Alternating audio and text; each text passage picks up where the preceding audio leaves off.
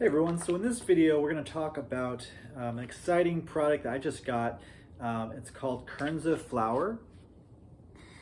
And for those of you who are not familiar with what Kernza is a grain that's being developed, a new type of grain that's being developed by the Land Institute in Salinas, Kansas.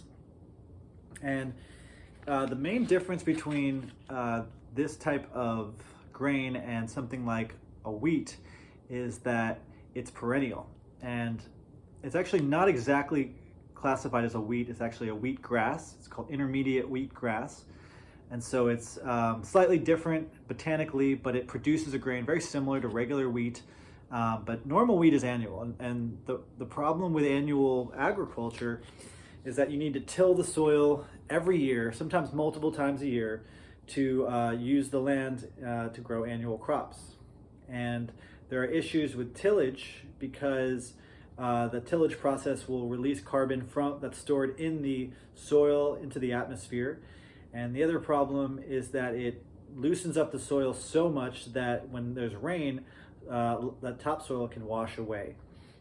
And there are other problems associated with annual agriculture, such as the use of pesticides and herbicides and chemicals and synthetic fertilizers, which are also really bad for the climate.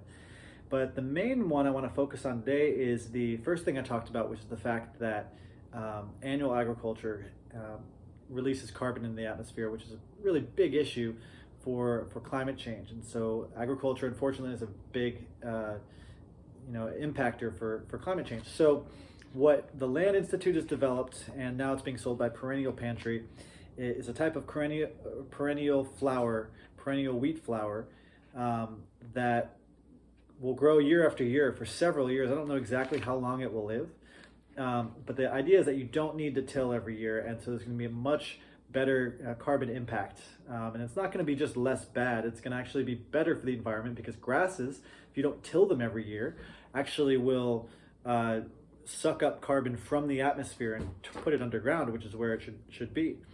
So they actually can be a solution, and pulling out carbon dioxide that's released in things like agriculture or fossil fuel extraction or the burning of fossil fuels. And so it's a really powerful technique and a really powerful plant. And so, Kernza is right now available to be consumed in like the flour form. They also sell it in grains. Patagonia also sells a beer called Long Root Ale, which is made in part with perennial Kernza grain.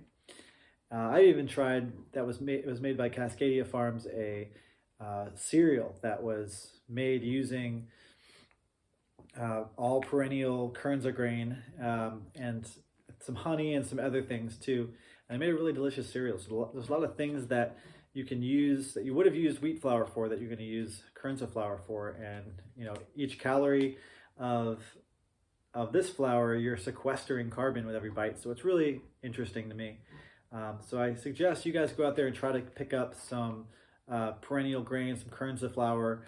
I will put a link in the description of this video to kind of direct you to where I bought it. I don't know if it'll still be available at that time, but you can get a mailing list and they can mail you when there's more that's going to be ready. And it also even comes, this flour came with a card that says, your Kernza is from the Lincoln Pipestone Wellhead Protection Project. So it says the project established production scale fields to demonstrate and confirm that Kernza can reduce nitrates in the groundwater compared to annual row crops, and a lot of other benefits to Kernza production. So definitely check it out. It's Perennial Pantry, and start cooking with Kernza, start eating Kernza, and you can help fight climate change. All right, thanks for watching.